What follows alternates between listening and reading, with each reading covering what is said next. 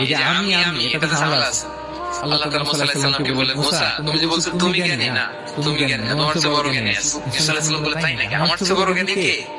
তুমি নদীর মিলনস্থলে যাও, ওখানে আমার এক বান্দা আছে তোমার চেয়েও জ্ঞানী। উনি গেলেন, যে দেখে সুরঙ্গ, ঢুকে দেখে চাদর গায়ে দিয়ে এক লোক শুয়ে আছে। সালাম দিলেন, আসসালামু আলাইকুম। ওই লোক চাদর আর সরায় না, ভিতর থেকে বলতেছে, ওয়ালাইকুম আসসালাম, তুমি কে? আমি মুসা, বনি ইসরাইলের মুসা। হ্যাঁ, কেন এসেছো? এবার চাদর খুললেন। বলতেছে, আপনার কাছে কিছু শিখতে আসছি। আল্লাহ বলছে, আপনি নাকি সবচেয়ে বড় জ্ঞানী, তুমি আমার জ্ঞান নিতে পারবে না, ওই ধৈর্য শক্তি তোমার নাই। মুসা আলাইহিস সালাম জোর করতে লাগলেন। অবশেষে খিদর আলাইহিস সালাম রাজি হলেন। শর্ত হচ্ছে, আমি যাই করি না করি আমাকে কোনো প্রশ্ন করা যাবে না। সফর শুরু হলো।